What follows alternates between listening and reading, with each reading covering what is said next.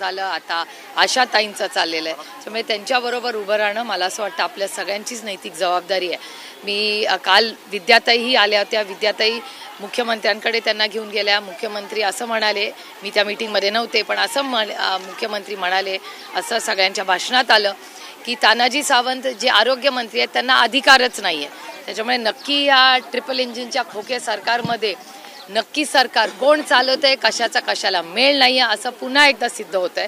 ह्याच्यात भरडल्या जात आहेत आमच्या आशा भगिनी. त्यामुळे आशा भगिनींसाठी ती जी कमिटी मुख्यमंत्र्यांनी केली आहे त्याची मीटिंग लवकरात लवकर व्हावी आणि त्यांना न्याय मिळावा एवढीच आमची भूमिका आहे.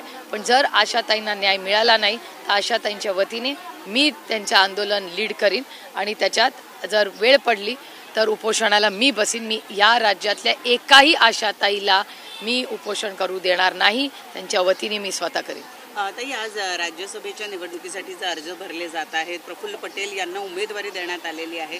ते खासदार असताना सुद्धा त्यांना उमेदवारी देण्यात आलेली आहे. काय म्हणणं आहे तुमचं या? त्यांचा तो पक्षाचा अंतर्गत प्रश्न आहे. हो, पण आपण वंदनाताईंनी जी याचिका टाकलेली होती त्याच्या भीतीपोटी हे केलंय. त्याच्याबद्दल मला नाही काही बोलता येतात कारण का अदृश्य शक्ती आहेच ना. कुठलाही जरी काही प्रश्न कोणी टाकले तर हा देश आता अदृश्य शक्ती चालवते. त्याच्यामुळे अदृश्य शक्ती असल्यामुळे काय नक्की होईल न्याय प्रक्रियेमध्ये काय सांगता येत नाही. अशोक चव्हाण सुद्धा आज अर्ज भरत आहेत. एक दिवस आधी त्यांनी प्रवेश केला, दुसऱ्या दिवशी त्यांना राज्यसभेची उमेदवारी दिलेली आहे. आईस आईस म्हणजे बर्फ, उन्हाळा वाढत चाललाय. आता या एनसीपीचा निकाल सुद्धा आहे. अध्यक्ष आज निकाल सुनावतील असं दिसत आहे. काय तुमची अपेक्षा आहे आजच्या निकालाकडनं? माझी काहीच अपेक्षा नाही आहे कारण महाराष्ट्राचे मुख्यमंत्रीच म्हणतात की अदृश्य शक्ती सगळं ठरवते. त्याच्यामुळे काय अपेक्षा? कुठेतरी पवार गटाचे आमदार अपात्र ठरणार अशी चर्चा होते आता. अच्छा, कसं पाहता याकडे? जर झाले तर कोर्टात जाऊ. What is the problem? नाही, पहिला पुरा मराठी होणे दीजिए. त्या दिवशी आपल्या वतीनं सर्वोच्च न्यायालयामध्ये याचिका दाखल करण्यात आलेली आहे. काय महत्त्वाचे मुद्दे त्यामध्ये टाकण्यात आलेले आहेत? महत्त्वाचा मुद्दा एवढाच आहे की फार त्याच्यात रॉकेट सायन्स नाही आहे की राष्ट्रवादी काँग्रेस पक्षाची स्थापना आणि फाउंडर मेंबर आणि प्रेसिडेंट हे आदरणीय पवार साहेब आहेत. कालही होते, आजही आहेत आणि उद्याही राहतील. त्याच्यामुळे फाउंडर मेंबरला ज्यांनी पक्ष स्थापन केला त्याच्याकडून पक्ष हिसकावून घेण्याचं पाप हे अदृश्य शक्ती करते. आणि हा पक्षावरच फक्त नाही पण महाराष्ट्राच्या अस्मितेवर आणि देशावर एक नवीन पायंडा पाडतायत. कारण का एखादा निर्णय हा फक्त राजकीय किंवा सामाजिक असेल तो काय त्या व्यक्तीबद्दल सीमित नसतो, ते पुढे इतिहासात त्याची नोंद होते.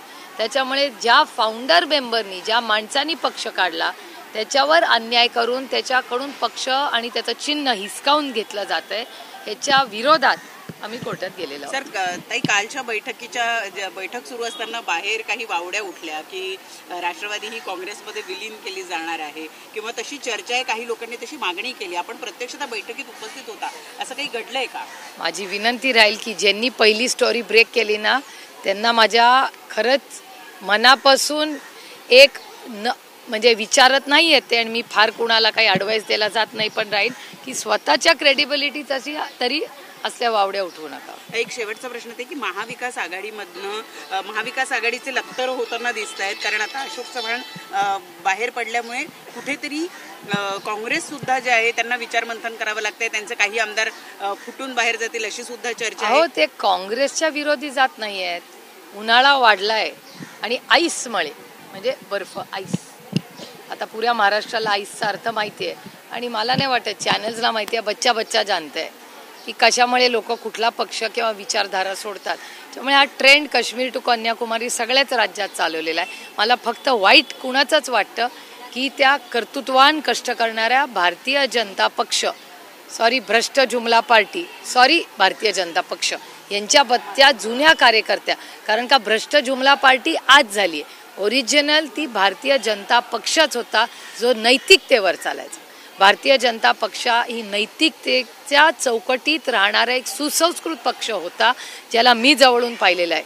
त्याच्यात अटलजींपासून अडवाणीजींपासून अरुणजी, सुषमाजी असे खूप थोर आणि मोठे नेते होऊन गेले ज्यांनी या देशाच्या उभारणीमध्ये गेल्या 20-30 वर्षामध्ये खूप मोठं योगदान केलं आहे. त्यामुळे अशा कष्ट करणाऱ्या कार्यकर्त्यांनी ज्यांनी लाठ्या खाल्ल्या, सतरंज्या उचलल्या, कष्ट केले.